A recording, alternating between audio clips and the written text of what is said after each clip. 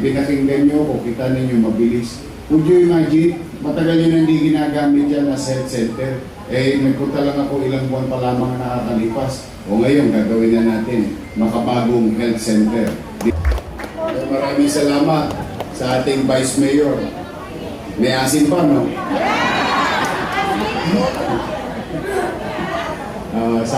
Siyempre, yung Vice Mayor ko, may asin pa. May asin pa rin yung Director ng Manila Health Department, Grace Padilla. Ito, kapitbahay nito. Talagang batang pandakan to. Si Grace, no? At si Gladys, ating mamumuno, ma'am.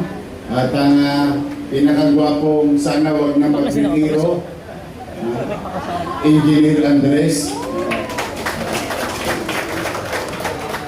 Pagka magaling, ayaw natin pinagpapahinga eh. Tama ba? Pag walang kwenta, gusto natin sipain na natin agad eh. Tama, no? At hopefully, may awa ang Diyos ay pagdating ng mga ilang panahon ay makakuha tayo ng dekalidad na tao na pinamumunuan ng mga pagawaing bayan, pagpaplano, pati imburnal, pinaplano nito. Makakakita rin tayo, no? But gusto ko lang pasalamatan yung ating mga kusihal. Totoo po yung sinasabi ni Vice Mayor. Habang ako'y nagbibigay ng landas, daan, at direksyon kung saan tutungo at tutunguhin yung nilalaman ng kawan ng bayan ng lungsod ng Maynila, kailangan ko pong maipadaan sa kanila at bagay naman na lagi nila sinusuportan. Kaya po, di ba, naalala nyo nung nandito, tumayo rin ako rito, hinihingi ko sa inyo, dapat your miss choice tayo para mas mabilis ang trabaho. Pinakinggan nyo, kung kita ninyo mabilis. Would you imagine, matagal yun hindi ginagamit yan as health center. Nagpunta lang ako ilang buwan pa lamang nakakalipas. O ngayon, gagawin na natin makabagong health center dito sa inyo. Ayan o, si Elmer pa. Wala ko tumayo ka Elmer, pinakapogi kang taga-Pandakan. Puro taga-Pandakan itong dalawang to. Si Elmer, taga-Pandakan. Kahilong yun, no? Kahilong. Ito si Castañeda. Ito, tayo ka, Bonte. Yung tatay dito, taga-Pandakan. Although, taga-Pandakan na, naglipat ng bahay. Binata naman si Paring Kaloy. Ito, doon sa may bandang boundary natin, sa Mandaluyong at saka Maynila. Pero yung tatay niya, sigurado ako, malapit na malapit sa puso niya ang taga-Pandakan. Taas ang kamay ng mga senior citizen. Ito, kasinidad nyo, si Lou Veloso.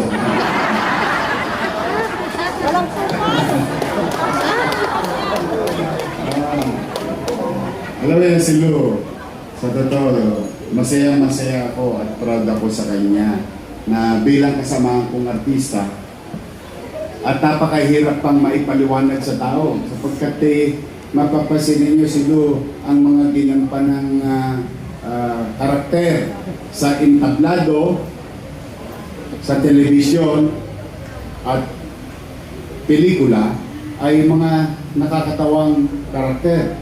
Pero sa totoo, deep inside him, I for one, and many also knows si Lou Veloso seryosong naglilingkod sa taong bayan. Yun naman. Kaya parang si Lou simbolo ng alam niyo yung pag may ginagampanan kang karakter, nagbobuti ka.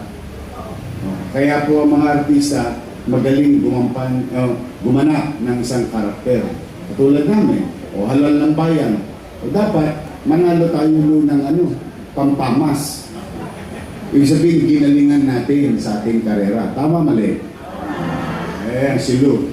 At mga nanay tatay ko, especially, ito, alam niyo, maraming health center. 44 health center. you know, it's very sad that yung nagbibigay sa inyo ng maayos at tumugon sa inyong pangangailangan sa kalusugan ay sila rin napapahamak sa kanilang pasilidad. Napakaraming napag-iwanan ng panahon at hindi na binigyan ng atensyon ng mga health center. Nakalulog mo. Meron kami sa Maynila, dito sa atin, pinakamagandang health center sa buong mundo. Kasi may waterfalls. Parang resort. Mamukat-mukat mo, buti na lamang, isa sa empleyado ng MHD, binigyan ako ng tip. Sabi niya, sir, bahan-bahan na po dito sa health center namin. Then I went, personally. Kung nakita ko po talaga, talog mo. Nung hinawa, ito po, wala exaggeration. Hindi yung mga vlogger, nakita nila ito. Nung binuksan ko yung pintuan na siya, pagbukas ko, sumama yung buong pinto siya. Bagsak. Literal po. And yet, the irony of this, mga ngako kami, na mga tagapamalan ng maayos at kalidad na serbisyong pangkalusugan. Tama mali? At yun, hindi lang dapat pangako, obligasyon namin. Tama mali? Kami mismo magkakasakit na sa pasilidad namin. Paano kami makapagbibigay ng maayos na serbisyong pangkalusugan? Kaya ako, pagka nangyari na yun, hindi na ako lumigil. Lalo na ng mga oras na yun, walang-wala tayong traffic. Nga. Asin nga. Pero sa awa ng Diyos, within that same day, nakahanap ako ng pera na maisubi. At yun, malapit nang matapos, yung San Blas Health Center. Hindi na po kakabahan yung aking mga medical frontliners doon na yung, ano tawag doon sa Tagalog? Mold? Amag. Yung amag, hinihigop nila araw-araw. Wala na.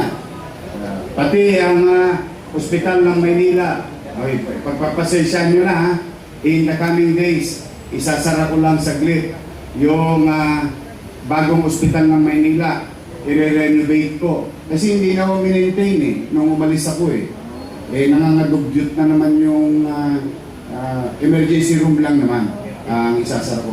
Pero mawaglit lang, saglit, 1 linggo lang. Brand new na ulit yun. Pati yung mga makabagong teknolohiya na what you call antimicrobial lining para sa emergency room. Better facility for our health workers, then better services for our community members.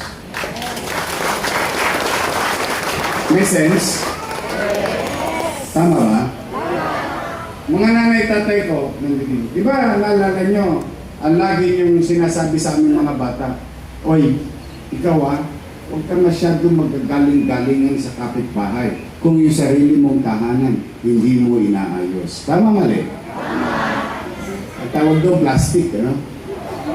Mas masakit magsalita yung matanda ng araw. Pakitang oo. Naalala ko yung nanay ko kinukonyatan ako ng nanay ko. Saan? Mag-ayos ka sa loob ng bahay. Magwawalis ka sa labas. Kunwari palinis-linis ka. Nangadugyot naman itong papag mo. Itong sahig natin, di mo bunutin. Di mo ba? Which makes sense. Kaya that's why I always wanted something for our medical frontliners so that we can also say, maayos itong pasilidad namin. Kasi maayos naman itong aming kalalagyan. Bukod doon, ay kahit pa paano po, unti-unti na nating nababawi ang mga supply. Hindi na himaspirin. Diba pag walang pera, gagaling ka rin. Kaya pag masakit ang buto-buto, yakap su. Pag walang-wala na talaga, kispirin na lang. No, we will. Why? pumanatag kayo. Maliit man, hirap man ang kakayanan ng lungsod. Ano man ang meron dyan na nalalabi, nakikira, lagi kong ipupuhunan sa MBN. Minimum Basic Needs.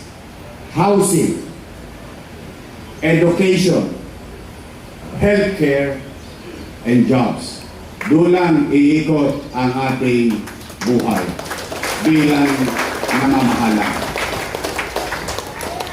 Ang tao ay may masisilungan. Umulat bumagyo, magkaroon ng dilubyo, pilitin natin dumating ang araw, hopefully, cross finger, hindi ko man matapos, sana yung mga susunod na henerasyon, wala nang squatter sa Maynila. Kasi marami ng Binondominium 1, Binondominium 2, Condominium 1, Condominium 2, the San Lazaro Residence, Pedro Hill Residence, San Sebastian Residence. These are in-city vertical housing programs. Kalaunan may awa ang Diyos. Wala nang estudyante naglalagkit dahil ang kanyang eskwelahan ay 10-story, fully air-conditioned, public, elementary, and high school. Ang tanong, laway-laway lang ba to? Pangarap pa lang ba to? Hindi po. Nangyari na eh. Albert Elementary School, Manila Science High School. Ngayon, nagbo-bowling na sila doon. Dati, nipiko, hindi sila makapaglaro. Sa sikip. Oh. Tapos Almario. Oh. Ayun po ang Ateneo ng Tondo. Doon po ko graduate. Charot. Oh. Tapos lahat yun, natapos, 2 taon ha, kasagsagan ng pandemya. Nawaglit na naman ako. Natinggan 3 taon, yung magsaysay. Pero yung mga taga-magsaysay, tuwa na dahil noong pag-upo ko, pinatuloy ko na. Ngayon, madadali namin, Pebrero. Pero may taon ha, 2027. Tingnan ninyo, nagawa? Nangyari? Pwede? Posible.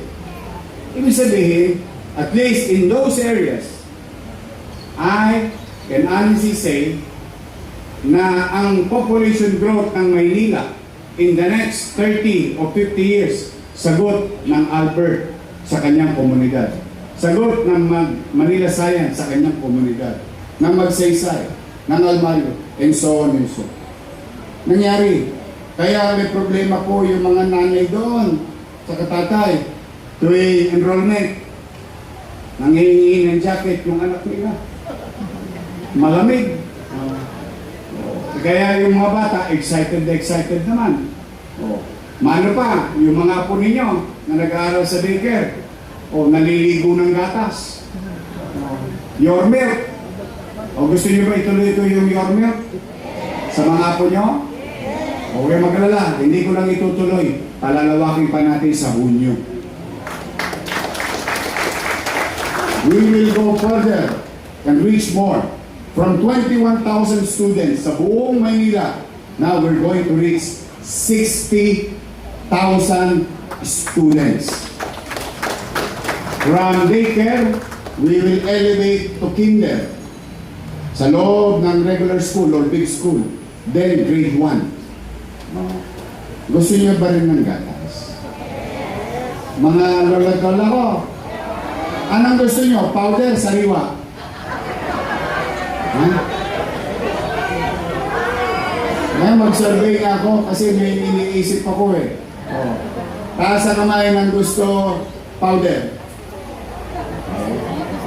Taas na kamay na gusto sariwang gatas. Sige, alamin natin. Ha? Pero tuloy yun. Sariwa man o powder, may gatas pa rin ang senior. Huwag kayong mag-aalala. So, ikinukwento ko ito, bagay na talagang dito tutunguhan yung ating mga resources sa lungsod ng Maynila. Ngayon, bilang panghuli, mga 2 buwan na lang, gumayat na kayo. Meron ng senior citizens park. Sino may mga alagang hayop? Hayop sa loob ng bahay. Yung hayop magmahal. Baka may hayop dito yung asawa.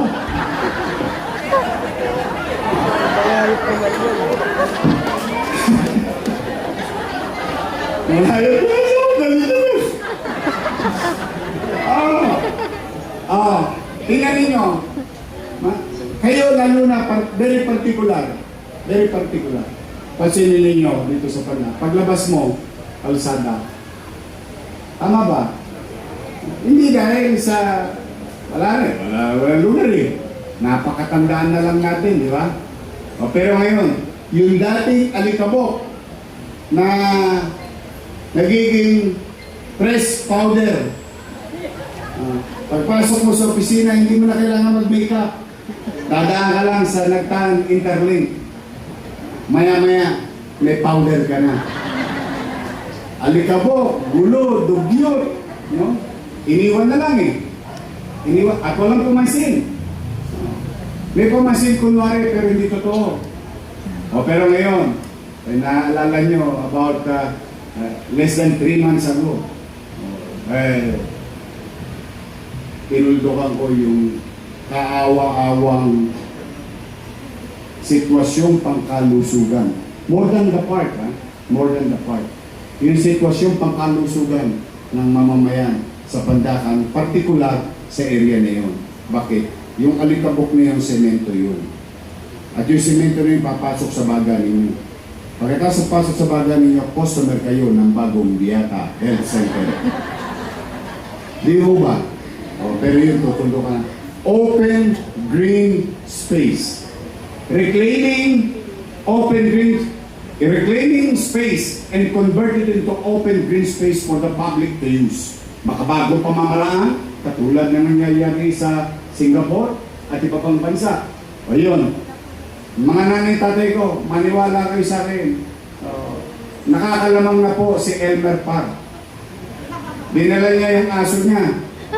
Tumira ka agad doon. May pinostihan na. Mag-i-enjoy kayo. Dali nyo ang apo nyo. Walking distance. Dali ninyo ang alaga nyong hayop. Napasin ko dito, meron pinakikiusap o yung ating mga pag-didisiplina. Meron ng space for our pets. Meron ng space for our seniors. O pati ang mga bata. Maliwalas. Masariwang hangin. At saka, sigurado ako dito, 1 o 2 o baka marami sa inyo. Nung araw, namasyal kayo sa grandstand. Tama ba? Mga pagdilim. At kayo'y nagpagulong-gulong sa damuhan. Di alam ni Vice yun. Gumugulong-gulong doon. Akbay mo na kunwari. Ay, di. Mamaya, umi-score na si Pisney. Ayun, may pulis, huli. Because, ang Pilipino ay gustong-gusto makapamasyal lang. Lalo tayo, wala tayong espasyo. That's why gustong-gusto ko maibalik sa tao. Open green space, pasyala, mapuntahan. Total, wala naman tosgas. Di ba? Tapos ito, naghalo pa. May bago tayong formulang ginamit sa pamamahala sa gobyerno ng Maynila. Pera ng lokal, pera ng nasyonal. Pinaghalo. Sino na kinabang? Taong bayan. Pwede pala. Posible pala. Dati, kanya-kanyang mundo. Lalo na pagka naiba ang kulay mo.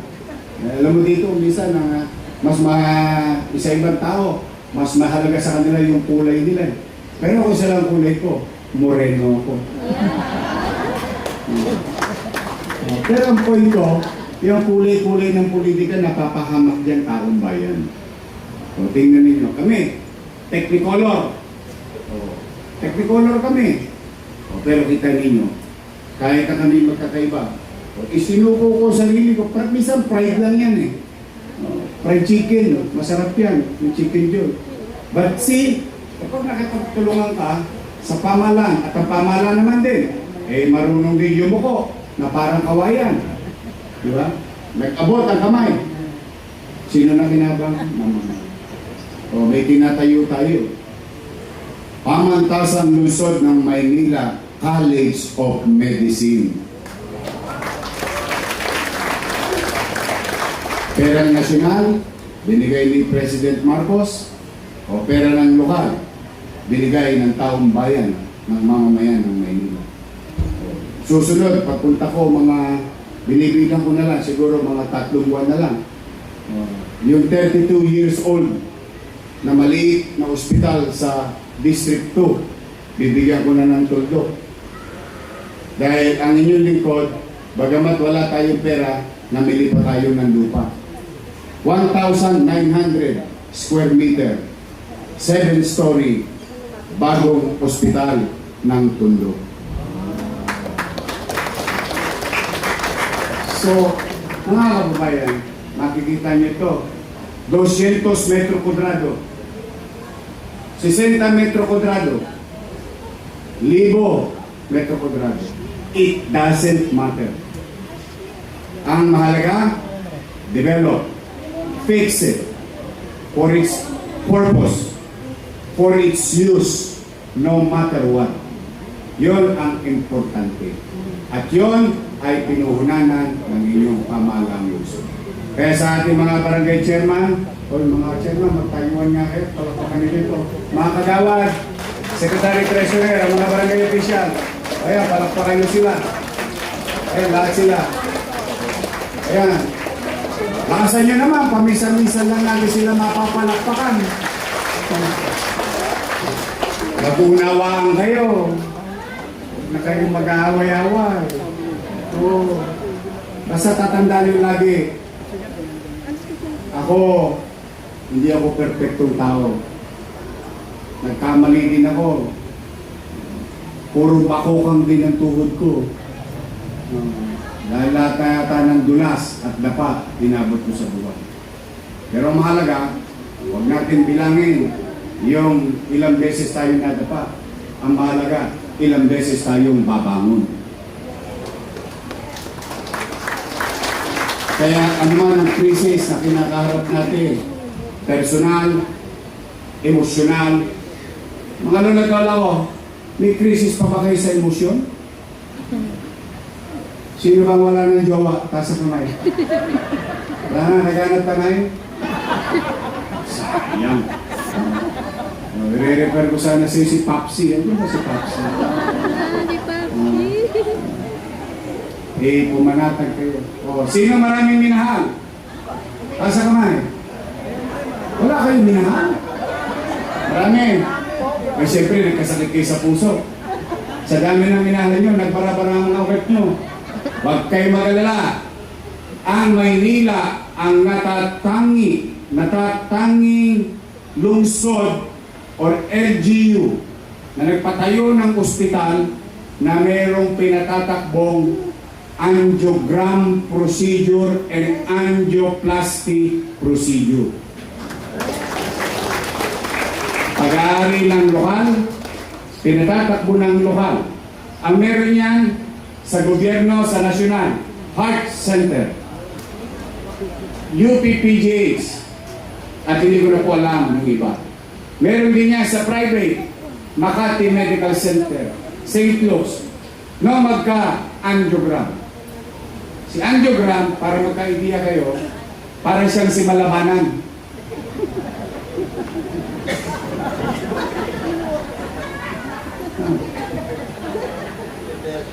Titingnan muna yung mga barbula mo kung may bara. Eh, ang dami mong minahal. Oh, ang daming bara sa puso mo. Ano yung nangyari? Halimbawa, huwag naman loobin ng Diyos. Natagpuan ng angiogram. Ang angiogram, nasa 50 to 80,000. Sinisilip ka pa lang, ha?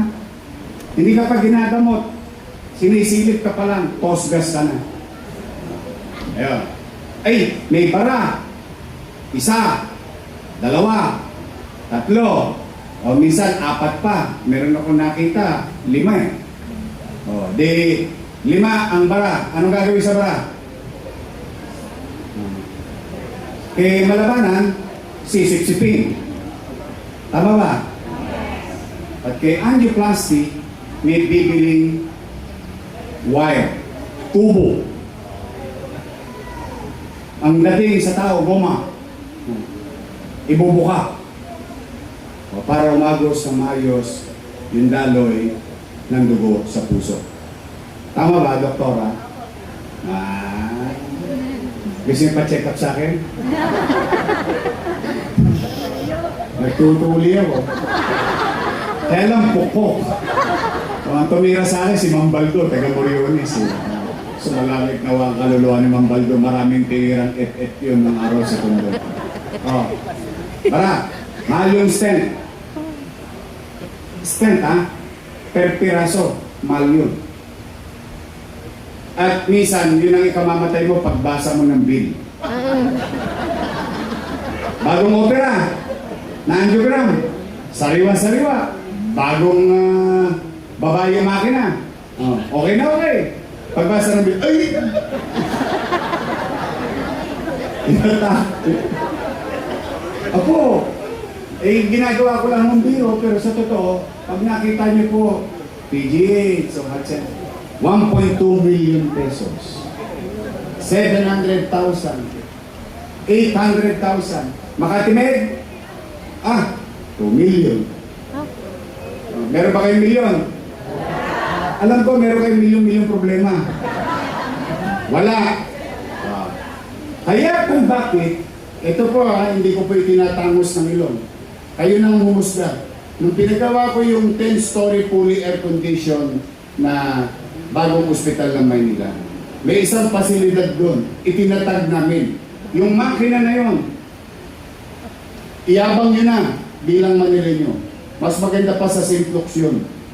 Si Leclerc mismo, yung ating executive secretary, siya, biningat at tinira. Nung nakita niya yung makina natin, sabi, mas maganda pa itong makina na 3 taon natulog. Hindi ginamit. 3 taon ako nawala eh.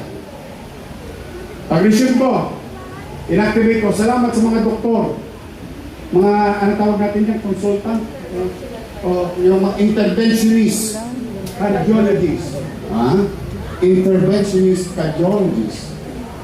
Bakit ko? Bakit mahalaga? Mamon. Hallelujah. Umulan ka!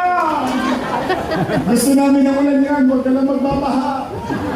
Huli na to, hindi kasi mahalaga, baka lang kasi maligaw yung pamilya ninyo. Binalik natin, patakbo natin, gumagana. Now, meron na tayong 2 successful na operation. Lalo na mga doktor natin. Bill, inangiogram, inangioplasty, binigyan ng barbula, ginastos lahat ng Maynila, pati bayad ko yung pasyente. Magkano bill? 975,000. Patient 2, 975,000. Magkano binayaran ng 2 taga Maynila? 0.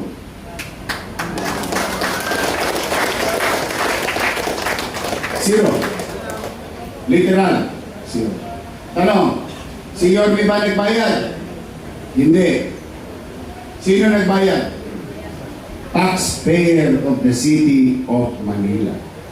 Yung buwis ninyo na ibalik sa inyo. At sa buwis ninyo, nakapagbigay kayo ng duktong na buhay sa 2 tao. What more we can do together?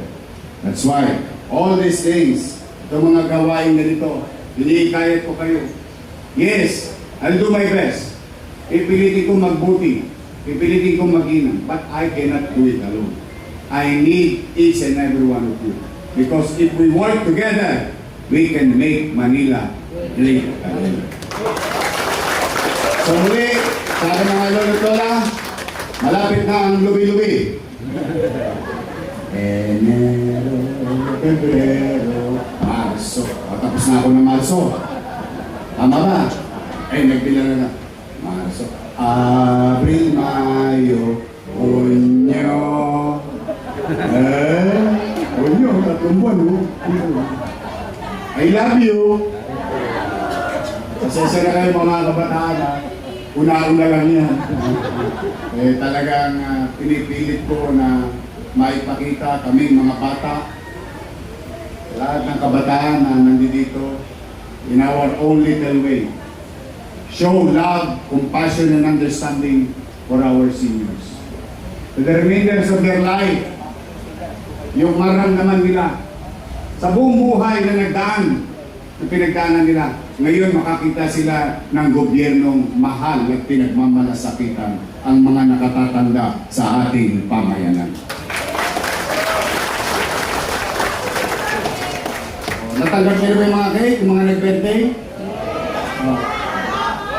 Wala ba? Di ba birthday?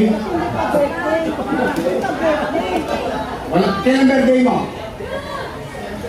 December. Hindi mo nadali ng last year? Nasaan ka? Ha? Birthday ba yung nakuha? Wala kang cake? Uy. Ayun. Okay. Honest to goodness question. Simula noong July, nag-resume yata tayo September eh. Sino nakatanggap ng cake? Ayun, natanggap nyo, bumalik. Iba na logo, no? Nakita nyo, Jones Briggs na. Nakita nyo na? Tuloy-tuloy yun, hindi yan lilipas. So muli, mga nanay tatay ko, mag-iingat kayo. Masaya ako, umulan na. Mababawasan ang init ng kalsada, alimuog. Pero, kung nakakatakot ang Tagaraw, nakakatakot din ang Tagulan. Sa Tagaraw, sakit ng ulo, alta presyon. Sa Tagulan, pulmonya. Wala kang kalaban-laban, kaya mag-iingat kayo lagi. Dito sa Maynila, pahabaan ng buhay, ha? Hanggang nandito ako, pipilitin ko maiparamdam sa inyo ang pagmamahal ng lungsod ng Maynila. Sa mga kabataan naman, mag-aral lang kayo mabuti. Mag-aral lang kayo mabuti. Wala ko ibang hinihiling sa inyo. Mag-aral lang kayo mabuti. Basta may gobyerno sa lungsod ng Maynila. Mga nanay ko, mga tatay ko, sa aking mga medical frontliners, oy, lagi kayo mag-i-smile, no? Smile lang. Alam mo, minsan yung ngiti nakakagaling na eh. Totoo lang, yung karinyo ng isang ina, yung karinyo ng isang ama, kapag may lagnat yung kanyang apo o anak, minsan pagka nangitihan ka ng magulang, diba? Ano ka na, lumulubag yung lubo. Kasi, totoo naman, it's always about, because you're in the front line. At ang taong may sakit, walang maintindihan katwiran. Kahit tayo ang tama, kahit tayo ang tama, hindi maintindihan ng taong bayan. Kaya, Restituto, Aguilar, alagaan mo yung buong distrito, ha? Yung District 6, ha? Alagaan mo sila. Tulong-tulong kayo, Gladys. Basta sa inyo po, magandang umaga. Masaya ako na yung laway ko, nasingil ko ngayong umagang ito. Para po sa inyo to, ingatan ninyo, ito ang hiling ninyo. Tinupad ko lang yung hiling ninyo. At huwag kayo mawawalan ng pag-asa. May awa ang Diyos, makakaraos din tayo. Maraming salamat. Pagpalain nawa kayo ng Pong Magkata. Manila! God first, thank you.